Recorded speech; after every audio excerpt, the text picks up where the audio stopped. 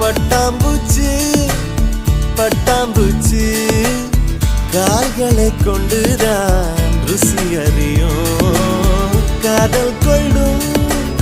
மனித பூச்சி கண்களை கொண்டுதான் ருசி அறியும் ஓடுகிற தண்ணியில் ஆக்சிஜன் மிக அதிகம் பாடுகிற மனசுக்குள் ஆசைகள் மிக அதிகம் ஆசையே பாபா 1000 காதலை 5 நொடியில் செய்வோம்